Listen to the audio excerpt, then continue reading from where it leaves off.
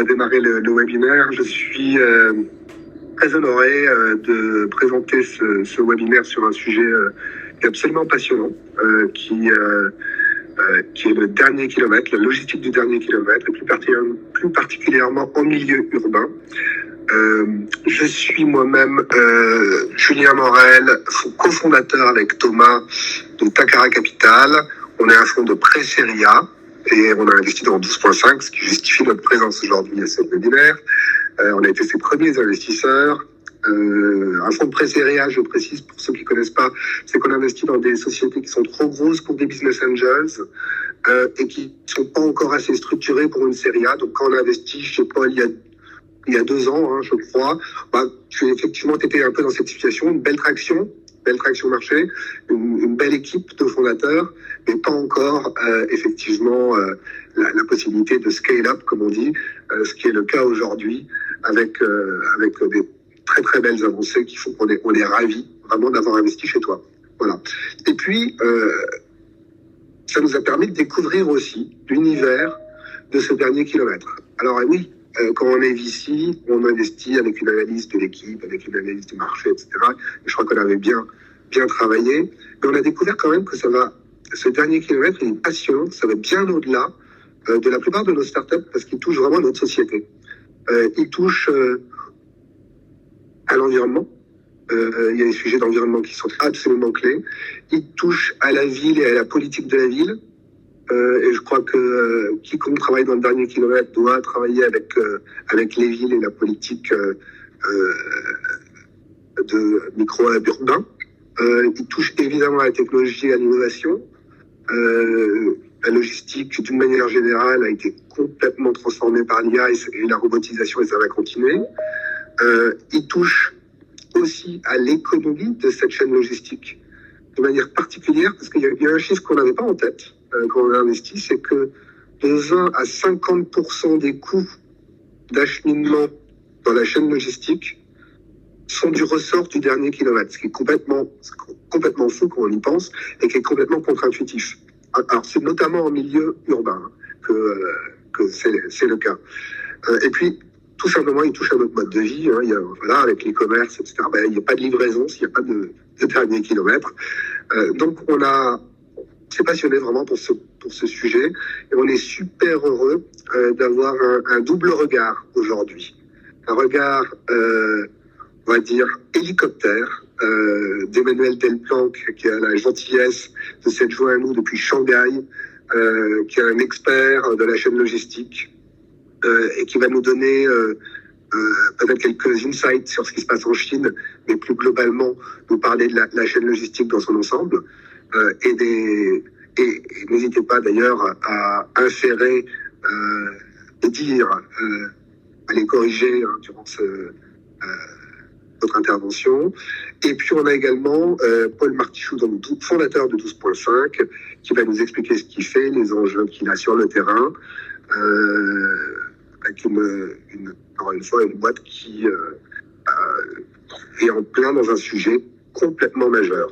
Alors, juste avant de passer la parole à Emmanuel, je voulais juste rajouter que nous, on croit tellement en 12.5 qu'on veut réinvestir dans 12.5 et qu'on est en train de créer ce qu'on appelle un SPV, Special Vehicle, pour nous renforcer dans 12.5.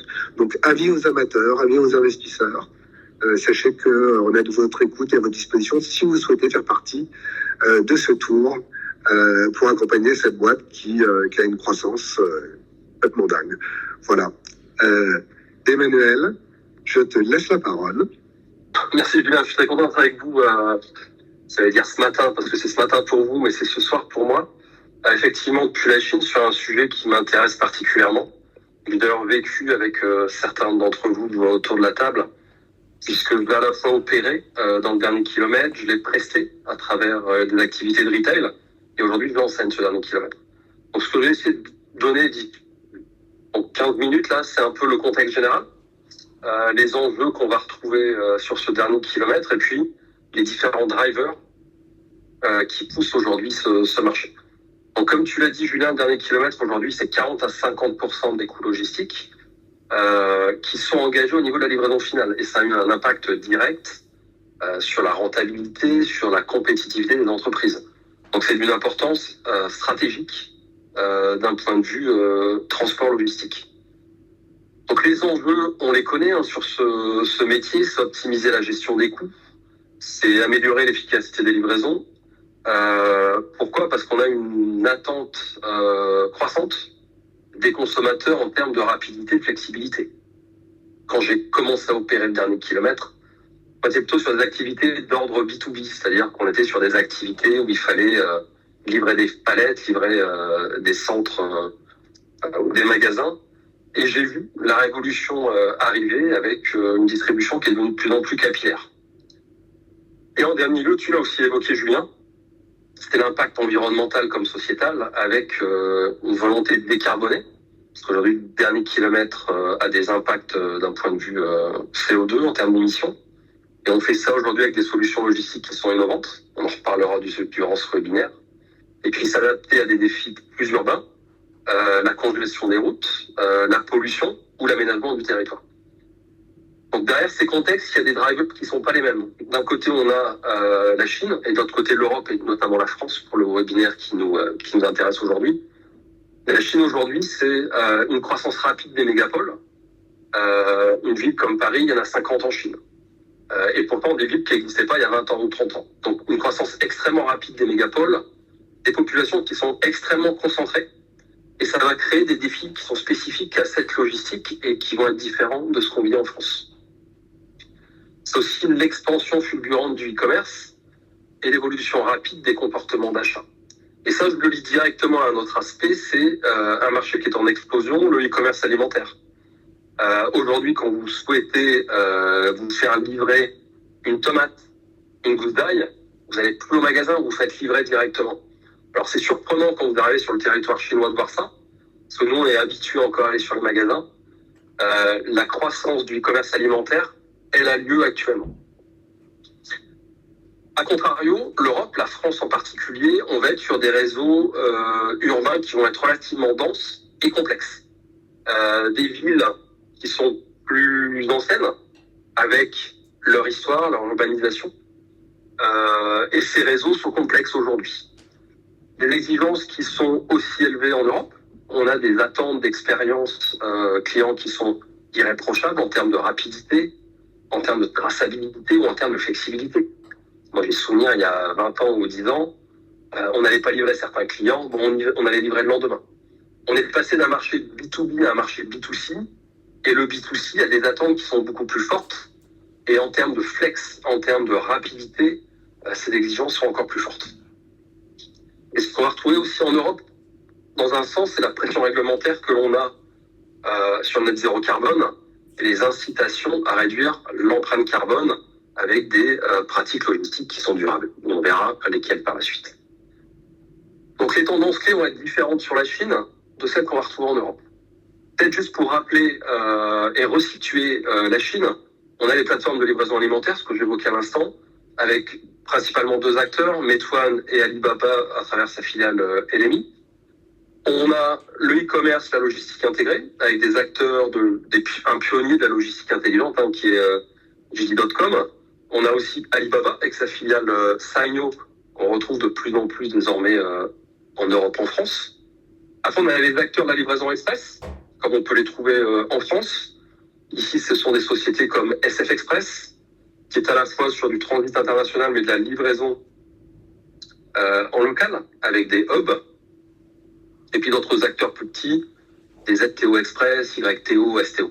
Donc on va retrouver les acteurs express un peu comme on les a en France. Derrière viennent des nouveaux acteurs avec de la techno, des acteurs qui sont spécialisés dans la livraison instantanée, des acteurs qui sont spécialisés dans les smart lockers, on les a aussi en Europe. Mais on va retrouver des acteurs spécialisés dans les drones ou spécialisés dans les robots. Alors quand je parle de robots de livraison, dans le dernier kilomètre, vous avez des livraisons qui ont lieu dans les restaurants, dans les hôtels, dans les centres commerciaux. Et vous avez quasiment en temps réel, en moins de 30 minutes, vous êtes dans le centre commercial et vous souhaitez vous faire livrer, il va y avoir le dernier kilomètre qui va amener aux portes du centre commercial. Et puis ensuite, il va y avoir un petit robot autonome, un peu ce qu'on trouvait dans la guerre des étoiles, R2D2, qui va vous prendre votre colis, qui va vous l'amener là où vous êtes dans le centre commercial, qui va prendre de façon autonome l'ascenseur. Donc ça, c'est l'ensemble des acteurs. Et puis, juste pour situer en dernier lieu dans l'alimentaire, on a aussi ceux qui interviennent sur la partie alimentaire avec du frais, avec des conditions spécifiques. Donc voilà un peu les différents acteurs qu'on peut retrouver sur la chaîne, notamment B2C du dernier kilomètre. Donc la situation, les tendances clés en Chine, ce sont lesquelles? L'innovation en termes de mobilité. J'ai parlé des robots, ce sont aussi les drones, c'est aussi les scooters. On va retrouver de plus en plus en termes de livraison le scooter électrique. Il y a des flottes de scooters électriques à travers la Chine qui sont gigantesques, qui partent des hubs et qui vont livrer. On va aussi avoir donc les robots autonomes que j'ai évoqués à l'instant, et puis les drones. Alors les drones, parfois on s'était posé la question, est-ce que c'est le bon modèle? On n'en retrouve pas dans les villes. Par contre, on va les retrouver dans les zones de campagne, pour aller livrer des endroits qui sont assez difficiles d'accès. Aujourd'hui, ça fait partie des nouveautés, des innovations qui sont mises en œuvre en Chine. Deuxième sujet des tendances, qu'on va retrouver aussi, c'est le sujet du jour, ce sont les micro-hubs qui sont le cœur du réseau. Donc les micro-hubs sont installés comme des petits entrepôts dans des surfaces commerciales, dans des résidences ou dans des lieux publics, et ils vont réduire en fait les distances de livraison. On va avoir un petit camion qui va être beaucoup plus petit qu'un porteur, qui va livrer en vrac un certain nombre de colis, qui les amène sur ces micro-hubs, et ensuite au départ de ces micro-hubs, on va retrouver les scooters dont je vous ai parlé. Donc ces micro-hubs sont installés un peu partout, il y en a énormément qui sont positionnés, et leur particularité, c'est qu'ils sont flexibles et modulaires. Ils sont parfois temporaires, ils vont être là pendant 2 mois, 3 mois, et ils vont s'adapter à la demande. Ils vont revenir, ils vont repartir, et ils vont être à côté d'un coiffeur, ils vont être dans une ancienne activité commerciale. Donc c'est vraiment une particularité avec des réglementations qu'on a ici en local. Et le dernier point qui s'applique en termes de tendance sur la Chine, c'est la digitalisation et l'automatisation. On a ici en Chine un système digital complètement intégré, une 5G qui est présente dans tout le pays, et puis des intégrations verticales. Donc une intégration verticale, c'est quoi? C'est que vous allez commander depuis votre téléphone, et sur votre téléphone, vous avez des super applications, ce qui n'existe pas en Europe, la super application. On a un WhatsApp, on a un site de commande en ligne, on a un site de recherche, et en fait, dans les différentes activités, c'est une intégration qui est purement verticale. Donc, vous allez pouvoir suivre sur votre super application de bout en bout les opérations. Donc là, des acteurs comme Alibaba, à travers Sanyo, le JD, le Meituan, vont avoir un contrôle de l'ensemble de la chaîne de valeur, de la commande à la livraison. Ensuite, on a évidemment de la gestion de la data et la gestion de l'intelligence artificielle qui est au cœur de la logistique. Donc, l'utilisation des données est massive pour prédire la demande, optimiser les stocks, planifier les routes de livraison. Ce qu'on vit en Europe, la particularité à nouveau de la Chine, c'est le big data est vraiment extrêmement avancé. Nos réglementations européennes vont plutôt limiter l'utilisation de la donnée. Ici, la donnée est relativement ouverte et c'est le nouveau or du 21e siècle. Donc voilà les tendances qu'on peut retrouver. Et en fait, en Chine, le marché du last mile va être dominé avec des acteurs majeurs qui vont combiner de la technologie, de la logistique, des services innovants. Les tendances vont, elles, être différentes en Europe. On est plutôt sur un équilibre vert. On est plutôt vers une transition sur une logistique durable. Donc, l'adoption de véhicules électriques. À nouveau, se souvenir, il y a 15 ans, chez un gros acteur du transport, on avait démarré les véhicules électriques avec des autonomies qui étaient relativement faibles. Aujourd'hui, on a une adoption qui est de plus en plus importante de ces véhicules électriques, avec des technos qui sont elles-mêmes éprouvées. Et d'ailleurs, pour le futur, y compris pour les poids lourds, les technos électriques sont en train de se mettre en œuvre et vont arriver. Donc une adoption massive des véhicules électriques. Deuxième type de véhicule qu'on va retrouver beaucoup en Europe, que je vois pas ici, ce sont les vélos cargo. Donc des vélos équipés d'une mobilité renforcée, qui vont déplacer soit des colis, soit des palettes. On est plutôt sur des solutions de mobilité douce. Au niveau de l'optimisation urbaine, ça va être la mise en place de centres de consolidation urbains qui vont permettre de regrouper, rationaliser les livraisons en centre-ville. Donc ça, c'est un sujet qui, depuis de nombreuses années, a été pensé avec différents acteurs. Aujourd'hui, toute la difficulté est de trouver le bon moyen d'activer ces microbes. Troisième point des tendances, c'est les politiques publiques. Donc les politiques publiques, elles ont plutôt tendance à aller vers le net zéro, à réduire l'empreinte carbone, et pour nous, transporteurs, parfois, à nous créer des vraies difficultés, avec nos chauffeurs qui vont avoir besoin d'aller livrer à 100 mètres, à 150 mètres, parce que les routes sont fermées. Donc voilà les difficultés qu'on peut avoir, ou en tout cas les tendances. En dernier lieu, une particularité qu'on a, même si elle est appréhendée aujourd'hui en Chine à travers les chauffeurs, ça va être intégrer des pratiques qui soient éco-responsables, qui favorisent l'économie circulaire et l'économie sociétale. Donc c'est vraiment, d'un côté, une course à la technologie, et puis en Europe, on va plutôt être sur un équilibre qui s'adapte au contexte. Et cet équilibre qui s'adapte au contexte, je vais laisser dans cette situation Paul pour qu'il partage un peu son point de vue sur ces fameux centres de distribution en ville, avec une vraie nouveauté qu'il a créée. Merci beaucoup Emmanuel. Super intéressant sur les différences presque d'habitus entre l'Asie et l'Europe et notamment sur la part du e-commerce dans le commerce de détail qui est déjà bien plus mature en Chine notamment, mais qui progresse énormément d'année en année en Europe. Et donc, alors peut-être qu'on n'ira pas jusqu'à se faire livrer son café le matin pour son petit déjeuner, comme c'est le cas à Shanghai, mais qui en tout cas, on le voit avec différentes expérimentations, prend de plus en plus de terrain en Europe, avec des complexités culturelles différentes. En tout cas, merci beaucoup pour l'organisation de ce webinaire, Julien et Thomas.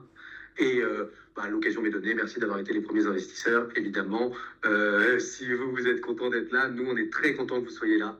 Et on espère que dans le nouveau tour, vous allez pouvoir encore renforcer votre position, comme on dit. Rapidement sur ce qu'est 12.5, parce que je pense que pour la plupart des gens qui sont dans le webinaire, on ne sait pas trop ce qu'on fait. Donc je vais déjà commencer par vous expliquer un peu ce qu'on fait et ensuite rebondir sur pas mal d'éléments qui ont été introduits par Emmanuel et Julien, notamment le travail en commun avec la ville, les différents éléments sur lesquels 12.5 est partie prenante. 12.5, c'est la première application immobilière de coworking logistique.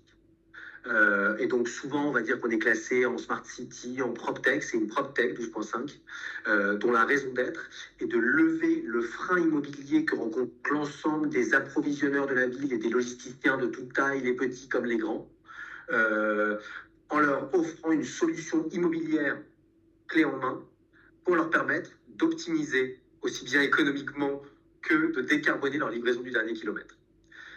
J'appuie sur l'aspect immobilier de la chose parce que c'est important vraiment d'avoir en tête que 12.5, c'est pas un acteur qui opère la livraison du dernier kilomètre. C'est pas un de ces nombreux acteurs qui effectuent la livraison du dernier kilomètre et qui cherchent à mutualiser les flux pour optimiser cette livraison du dernier kilomètre. Pas du tout. 12.5, c'est vraiment la solution immobilière qui répond aux besoins que rencontrent tous ces acteurs en charge d'approvisionner les villes. Et je suis volontairement large parce que immédiatement on va penser à la livraison du colis particulier, mais on répond à tous les types de besoins immobiliers que rencontrent les personnes en charge d'approvisionner la ville, que ce soit du lourd, du moins lourd, de la palette, du colis. Je reviendrai sur les différentes spécificités. Et donc le cœur de métier de 12.5, c'est d'identifier, grâce à son outil de machine learning, des actifs immobiliers dont les caractéristiques permettent d'accueillir de la logistique urbaine en cœur de ville ou en entrée de ville, de transformer ces actifs de 1000-1500 mètres carrés en les divisant en parcelles de 150-200 mètres carrés, et ensuite d'exploiter ces lieux avec son application en sous-louant ces parcelles à différents types d'acteurs qui ont besoin de micro-hubs pour effectuer ce qu'on appelle leur hub relais avant le dernier kilomètre dans la ville. Cette première offre de mutualisation d'entrepôts, elle est arrivée à un moment où il y a une concentration de la recherche immobilière de tout le secteur logistique sur cet immobilier logistique de cœur de ville. Cette concentration de la demande, elle s'explique par les deux tendances qui étaient évoquées aussi bien par Julien qu'Emmanuel. C'est de dire qu'aujourd'hui, il il y a de plus en plus de flux de livraison dans les villes, avec des personnes qui sont de plus en plus livrées, que ce soit du colis, que ce soit de la nourriture, que ce soit chez elles ou en point relais d'ailleurs. Et à contrario, il y a une urgence climatique qui fait que il y a de moins en moins de facilité de circulation pour les véhicules de livraison historiques qu'étaient les camions dans la ville. Et Julien disait en introduction que c'était 40 à 50% du coût le dernier kilomètre. C'est également 30 à 40% des émissions de CO2 dans la ville, en tout cas en France, Espagne, Portugal. Donc c'est aussi un coût CO2 très élevé, ce dernier kilomètre. Et donc tous ces acteurs, ils se retrouvent dans une situation de dire, on a de plus en plus de flux de livraison à opérer, avec de moins en moins de facilité de circulation pour nos camions. C'est pourquoi tous, ils arrivent dans cette recherche immobilière qui consiste à dire, c'est plus intéressant économiquement pour moi de trouver un hub en cœur de ville où je peux arriver en camion, décharger et effectuer le dernier kilomètre en véhicule léger, donc que ce soit des scooters électriques comme c'est très présent en Chine, des vélos cargo ou des camionnettes électriques type Kangoo, type Jumpy, pour effectuer le dernier kilomètre dans ce qu'on appelle bientôt les zones à faible émission, les ZTL, les zones à trafic limité. Le pain point, comme on dit un peu dans le monde startup, mais le problème majeur un peu que rencontrent tous ces acteurs dans leur recherche de hub de centre-ville, c'est que cet immobilier logistique de cœur de ville, aujourd'hui, en Europe, il n'existe pas. Comme le disait Emmanuel, en Chine, c'est vrai que les villes se sont construites assez récemment et donc ça a pu être intégré quasiment dans la construction des grands ensembles, de mettre des micro-hubs déjà prévus dans la construction. Dans le quartier latin à Paris, évidemment qu'on n'avait pas prévu de hub relais quand on l'a construit au Moyen-Âge. Mais c'est assez logique de se dire qu'aujourd'hui, cet immobilier logistique de cœur de ville, il n'existe pas. On a construit l'immobilier en pensant des 40 000 mètres carrés loin de la ville, on peut le voir avec pas mal de quais de déchargement sur l'autoroute, alors qu'aujourd'hui, tous les acteurs qui cherchent à optimiser leur dernier kilomètre dans les grandes métropoles françaises et européennes, tous, ils ne cherchent pas 40 000 mètres carrés à Rungis, ils cherchent 400 mètres carrés dans la ville. Donc c'est vraiment le point majeur de cette nouvelle recherche qui fait qu'aujourd'hui, pour un acteur en charge d'approvisionner la ville, c'est plus rentable d'avoir un petit hub qui lui permet d'arriver en camion, décharger, effectuer son dernier kilomètre en flotte légère, plutôt que le temps d'approche, ce qui est clé dans le coût du colis, plutôt qu'un temps d'approche très long lié aux embouteillages, à la congestion générale de la voirie dans la ville actuelle. Et donc c'est pourquoi 12.5 depuis 4 ans, on s'est spécialisé dans le fait de recycler des actifs de cœur de ville pour les transformer en hub au service de la logistique urbaine. Et donc ça a commencé il y a 4 ans, quand Julien et Thomas étaient les premiers à croire en nous, en recyclant les 12.5 mètres carrés qui sont disponibles sur une place de parking non louée pour la diviser et en faire des hubs de recharge pour des vélos cargo. Au bout de 3-4 mois, très rapidement, on a dû grouper plusieurs 12.5 mètres carrés pour faire des box pour des sous-traitants de gros e-commerçants de 30, 40, 50 mètres carrés pour faire des micro-hubs de recharge et dispatch. La demande a été telle qu'on est passé à des étages entiers de parking avec des 500, 600 mètres carrés où on installait le Wi-Fi, où on installait des lieux d'aisance, des vestiaires, différents éléments pour pouvoir y opérer des opérations. Et enfin, de plus en plus d'acteurs de logistique de plus en plus lourdes ont commencé à nous identifier et la demande a été telle qu'on a transformé une ancienne usine de tissage, des anciens entrepôts, des friches industrielles, tout ce genre d'éléments qu'on transforme, mutualise et qu'on met à disposition d'acteurs qui n'ont besoin que d'une parcelle pour effectuer leur rupture de charge en cœur de ville. Cette évolution de 12.5 au cours du temps, elle nous permet aujourd'hui d'être le seul acteur immobilier qui dispose de l'ensemble des typologies de produits immobiliers qui répondent à l'ensemble des typologies de logistique qu'on peut rencontrer en ville. Je m'explique. Aujourd'hui, si on est face à un acteur qui va faire de la livraison de colis particuliers, la rentabilité du colis est très faible par colis livré. Et donc, ce qui comptera le point clé pour lui dans sa rupture de charge, pour un acteur qui fait de la livraison dernier kilomètre de colis particuliers, ce serait d'avoir le hub le moins cher possible au mètre carré. Et donc là, recycler un ancien parking, le boxer, mettre en place la recharge et le Wi-Fi pour qu'il puisse avoir quand même son application d'approche et d'optimisation de tournée qui fonctionne, c'est amplement suffisant. Ce sera le moins cher. En revanche, il y a une rampe pour y accéder. Quand j'ai des demandes de gros acteurs BTP, ce qu'on appelle un peu dans la logistique pour distinguer la messagerie colis, ce qu'on appelle la palette, quand je suis face à des acteurs de livraison de palettes ou de froid dirigé, de toute évidence, ces acteurs-là, on peut penser au plateau repas, ils ne pourront pas effectuer leurs opérations dans un lieu où il y a des rampes. De facto, il leur faudra plutôt une parcelle d'entrepôt de plein pied, que ce soit pour le froid dirigé ou que ce soit pour des palettes lourdes. On ne descendra pas dans des parkings avec des palettes, comme pour du BTP par exemple. Aujourd'hui, on propose donc le parking pour les messagers, on va dire messagerie colis, des parcelles de hub de plein pied pour des acteurs palettes ou froid dirigés. Et enfin, pour des gros donneurs d'ordre, ce qu'on appelle les donneurs d'ordre, eh bien, on a également des entrepôts, donc des anciennes friches industrielles, avec des travaux qui ont été faits pour créer des entrées-sorties 19 tonnes, par exemple, qui permettent de prendre de véritables entrepôts pour faire de grandes agences en cœur de ville. Je dis grandes agences, évidemment, c'est au sens de la logistique last mile.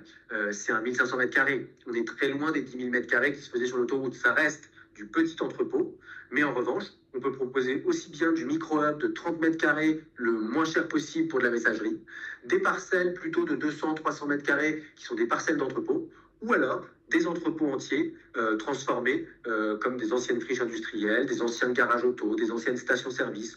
Tout l'immobilier de cœur de ville qui est touché par l'autre face de la même pièce, qui est l'ancienne mobilité avec la baisse de la voiture, eh ben, on est à même de le transformer pour en faire des hubs relais de mobilité douce. Et donc, cette première offre de coworking logistique, sans aucune prise de place dans la chaîne logistique de livraison.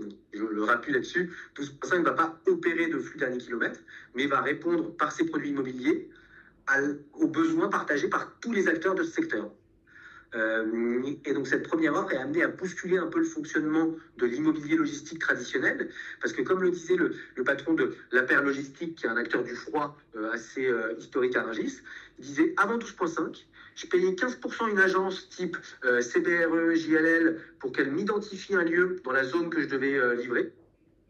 Ensuite, très souvent, j'avais besoin de 400 mètres carrés pour mon activité de hub relais, et je devais louer 1000-1500 mètres carrés pour pouvoir accéder à l'entrée camion, qui est un peu le point clé pour pouvoir avoir la praticité opérationnelle logistique, mais qui en revanche n'existe pas très souvent pour un hub de 150 ou 200 mètres carrés. L'entrée camion, souvent, c'est tout de suite un 1000 mètres carrés. Et donc, il me disait, je paye 15% CBRE pour me trouver le lieu. Ensuite, je dois louer 1000 mètres carrés quand j'ai besoin de 400. Et enfin, je pilote en direct un électricien, un plombier, un acteur de petit BTP pour mettre en accord le hub avec la chaîne logistique que j'y projetais. Aujourd'hui, en une appli, j'identifie mon lieu. Le point clé, je loue que la surface dont j'ai besoin. Dans un secteur où le coût est important, c'est clé de louer que la surface dont on a besoin et cesser d'être en excess capacity pour pouvoir avoir juste une entrée camion. Et enfin, je peux commander de l'opération en direct sans avoir à piloter, à avoir les délais d'attente dans ces métiers tendus que sont l'électricité, la plomberie, en le commandant dans l'application. Par exemple, on a pas mal d'acteurs qui vont nous commander des prises de recharge en plus pendant le Black Friday et Noël. Et hop, on a un électricien en interne qui vient installer dans leur hub des prises en plus. Et donc, cette nouvelle offre qui n'existait pas encore, on pourrait la résumer en disant que c'est l'accès au hub urbain pour tous. On n'a plus besoin d'avoir un volume d'activité qui permet d'absorber 1000-2000 mètres carrés. Dès lors qu'on a besoin d'un 50 mètres carrés, on peut bénéficier de la praticité de l'entrée camion qui était réservée aux gros acteurs avant. Et on a toute une application de coworking qui, pour donner un exemple très simple, quand on est dans un coworking bureau, on va réserver des créneaux de salle de réunion. Chez 12.5, on va réserver des créneaux d'entrée camion. Et donc, de 2h à 6h du matin, ça va être l'acteur qui arrive de Rungis, qui livre du poisson, qui va pouvoir faire son déchargement dans la partie commune. De 7 à 11h, ça va être l'acteur qui fait du colis Amazon, qui va venir décharger et effectuer son dispatch. De 11h à 15h, ce sera l'acteur qui fait la livraison de plateau repas, et ainsi de suite. Donc voilà l'offre 12.5 qui permet un peu de bousculer cet immobilier logistique traditionnel et surtout qui est calqué sur les besoins rencontrés concrètement sur le terrain par tous ces acteurs qui voient leur flux de livraison exploser au cœur des centres urbains denses, que ce soit en France ou en Europe, sans avoir de solution existante à date d'immobilier de hub relais. Est-ce que tu n'es pas encore à l'étranger, hein, à ma connaissance, mais est-ce qu'il y a des 12.5 qui se montent à l'étranger aussi? Alors nous, en tout cas, je sais pas, nous on a été relancés en tout cas par les mairies de Madrid et Lisbonne pour lancer exactement le même modèle. Et on est en train, Julien, tu le verras au prochain board, mais on est en train d'avancer sur Bruxelles, qui nous a pas mal relancé avec une friche à côté de la gare qu'on pourrait transformer. Donc on est en train d'étudier le sujet pour Bruxelles et on est relancé pour les villes espagnoles et Lisbonne. Donc c'est en cours. C'est aussi l'objet de l'augmentation de capital. Parce que bien que ce soit un modèle calque qu'on réplique d'un hub à un autre, ça reste un métier d'opération sur lequel il faut qu'on aille identifier les lieux. Et donc, il nous faut quelqu'un sur place ou au moins sur une zone sud. Excellent, merci Paul. Je pense qu'il nous reste une dizaine de minutes et si vous souhaitez poser une question, n'hésitez pas à lever la main ou à la poser dans la conversation pour qu'on la relaie. Moi, je peux ouvrir le bal le temps que vous réfléchissiez à votre question. Chez Takara, on a opéré une étude en profondeur de votre secteur, en commençant par s'intéresser à ce que faisaient les grands groupes listés, en lisant leur rapport annuel, qui ne font pas encore état de micro-hub ou de micro-logistique, mais on sent que en fait, leur investissement dans l'automatisation, leur préoccupation de la durabilité, fait qu'il y a un fort potentiel pour intégrer des solutions de logistique du dernier kilomètre. En revanche, quand on regarde au ras de l'écosystème, on voit toute une flopée de startups qui sont dans nos mappings de l'infrastructure pour la micro-logistique urbaine. Toi, Paul, aujourd'hui, tu travailles déjà avec des grands groupes ou plutôt avec leurs sous-traitants et peut-être avec des ETI françaises type, je sais pas, Epner, Staci. Tu peux nous en dire un petit peu plus? Bien sûr. Par rapport à ce que j'évoquais sur les différentes typologies de produits, le produit micro-parking de 30-40 mètres carrés, on va dire, il va répondre à des sous-traitants de grands groupes. Ce ne sera pas des noms très connus et ce sera des boîtes qui ont quelques contrats cadres, mais ce sera des sous-traitants. Sur la parcelle d'entrepôt, là, on sera sur des boîtes qui ont quand même une certaine taille, qui sont soit les grosses PME de Rungis, pas mal dans l'alimentaire, dans le froid dirigé, des sociétés historiques de livraison de médicaments, par exemple pour la PHP, qui ont aussi besoin de froid dirigé dans nos hubs. Et pour la partie que j'appelais hub entrepôt individuel, on va dire, c'est des 700 mètres carrés. Là, on vient de signer avec Mondial Relais, avec des donneurs d'ordre en direct, qui sont soit des gros e-commerçants. Là, la visite qu'on va faire à Marseille, pour le hub à côté du Vieux-Port qu'on est en train d'ouvrir, c'est Amazon en direct. Donc sur certaines zones, ça dépend, c'est le donneur d'ordre en direct qui va prendre et peut-être ensuite placer un sous-traitant, qui pourra changer d'ailleurs au fil du temps. Dans d'autres cas, ça peut être des sous-traitants. Et nous, on répond vraiment à toute la typologie de besoin d'approvisionnement. Donc, c'est-à-dire qu'on n'est pas que sur des grosses boîtes de transport et logistique. Pour vous donner un exemple très concret, on a un hub là, du dernier kilomètre qui est visité en ce moment par les gens qui rénovent Notre-Dame. Et donc leur livraison dernier kilomètre, c'est en fait les statues qui sont en train de remettre en état. On a également des clients qui font, vous voyez, les capsules de chantier. Donc ça, c'est de la grosse livraison, je peux vous dire, sur les chantiers de cœur de ville. C'est pas un colis particulier. Et eux, ils leur font un hub d'approche pour amener toutes leurs containers de chantier proches de tous les chantiers de cœur de ville, notamment avec toutes les passoires thermiques à renouveler, etc. Ils ont besoin de les avoir proches de leur chantier, mais c'est des lieux de grosse logistique parce que c'est descendre des containers ou descendre ou de plein pied, en tout cas approvisionner des containers qui doivent avoir un peu de petite maintenance le plus proche possible du chantier. Donc c'est en ça qu'on touche vraiment toute une gamme assez variée d'acteurs en charge d'approvisionner la ville, pas uniquement les pure players, on va dire, du transport et de la logistique. Entendu. Merci beaucoup.